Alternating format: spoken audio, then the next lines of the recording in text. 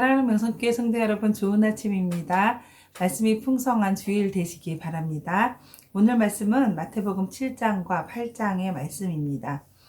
성경의 말씀을 더 잘 이해하려면 저자가 누구인지 또 그 시대적 배경이 어떤 것인지를 아는 것이 중요합니다.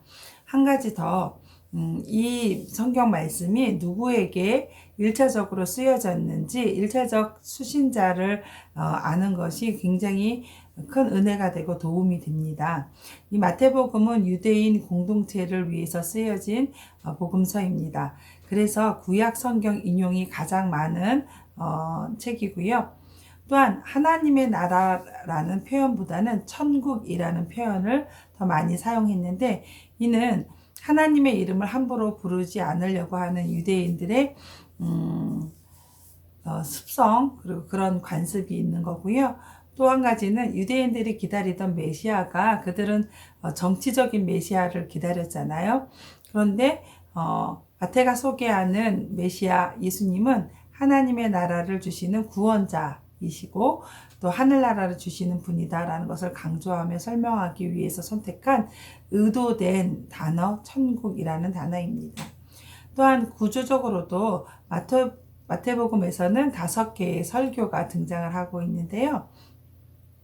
유대인들이 가장 중요하게 여기는 모세오경의 구조를 따라서 편집한 것으로 볼 수 있습니다. 그 5개의 설교 중에서 첫 번째가 산상수훈이라고 불리는 마태복음 5장에서 7장까지의 말씀이고, 오늘 본문 7장이 그 결론부에 해당이 됩니다. 자, 5장과 6장에서는 주로 천국 시민인 성도들이 지녀야 할 생활의 원리들을 설명하고 있고요. 이 7장에서는 그 생활의 원리대로 살아야 된다는 실천적인 규범들을 말하고 있습니다. 7장 첫 단락에서 다른 사람들을 함부로 판단하여 비판하지 말라라는 그런 말씀이 나오고 있는데요.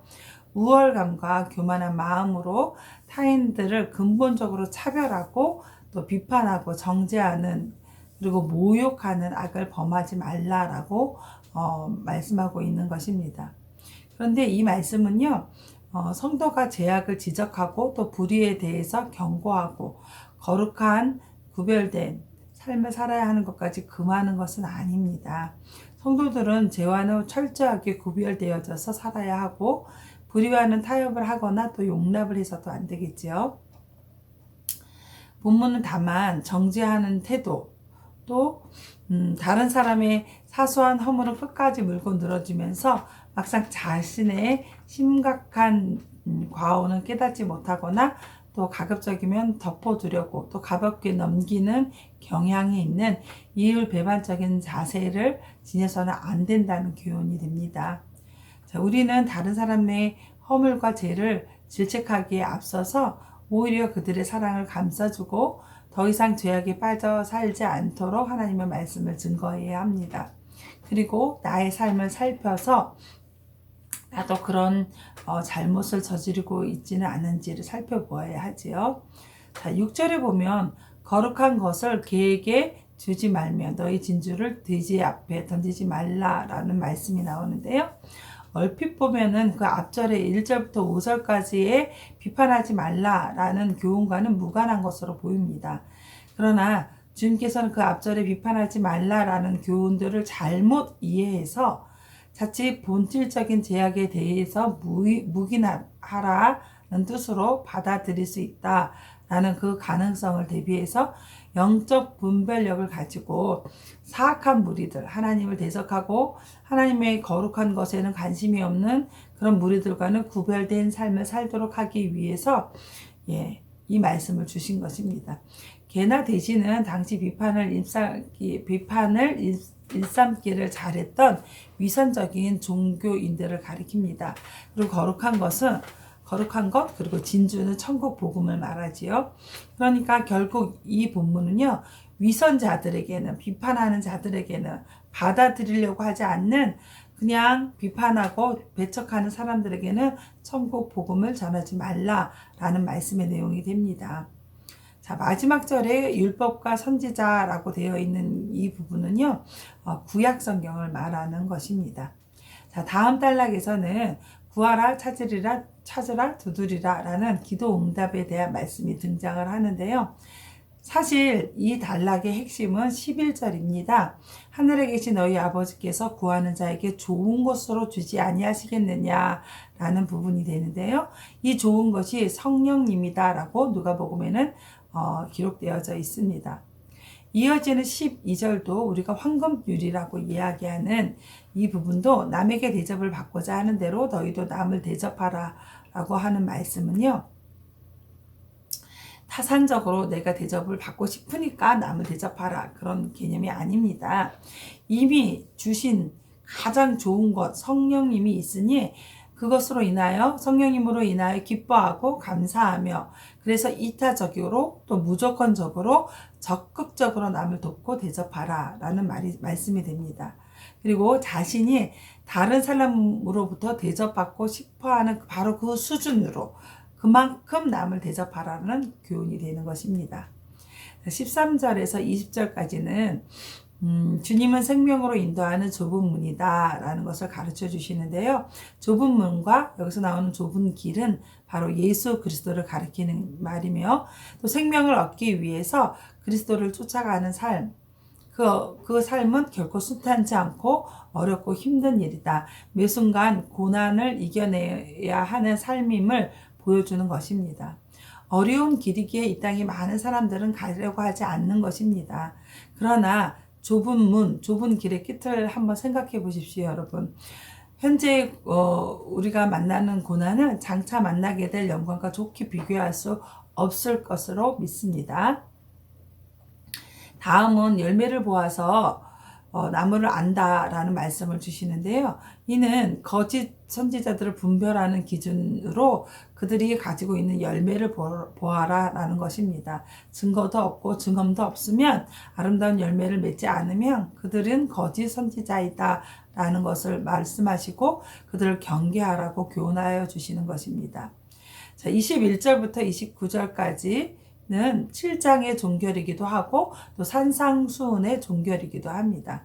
앞서 말한 신앙의 원리대로 살 것, 그러니까 실천적인 순종을 하라라는 것을 강조해서 말씀하고 계십니다. 주여 주여 하는 자마다 하늘나라에 가는 것이 아니라 내 아버지의 뜻대로 하는 자라야, 행하는 자라야 들어갈 수 있다라고 말씀하셨고요. 듣고 순종하지 않는 자들은 모래 위에 집을 짓는 사람 같다고 말씀하시고, 비가 오고 홍수가 나면 모두 떠내려 갈 것이다, 아무것도 아니다 라고 말씀해 주십니다. 반석 위에 집을 짓는 순종을 강조하여 말씀하여 주시고 계십니다. 자, 다음 8장부터 10장까지는요 두 번째 설교에 해당되는 본문인데요, 그 중에 8장 오늘 우리가 읽은 본문이고, 자, 8장과 9장에서는 예수님이 메시아임을 보여주는 구체적인 기적의 사건들, 예수님께서 어떻게 사람들을 고치시고 귀신을 내어 쫓으셨는지 그런 기록들이 있고요. 10장에서는 다시 한번 설교하는 방식을 취하셔서 말씀을 하십니다.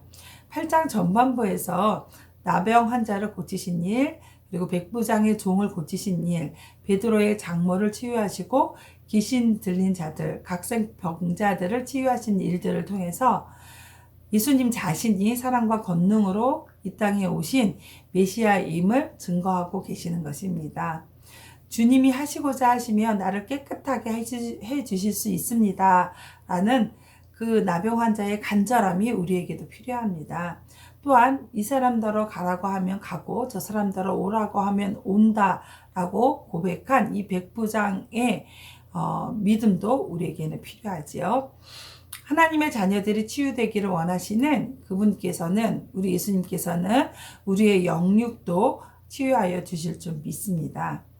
18절부터 22절까지는 마태가 그 놀라운 기적들 사이에 의도적으로 이 말씀을 끼워 넣었습니다. 예수를 따르려면 어떻게 해야 되는지를 말씀하고 있는데요.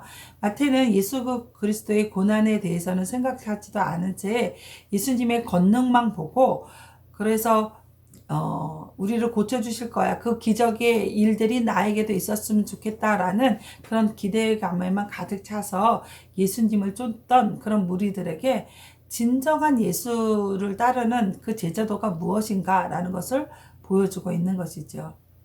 자, 그 뒤에 마지막 절까지는요, 풍당을 잠자게 하시는 예수님, 그리고 귀신 들린 두 사람을 고치신 그런 내용이 등장합니다.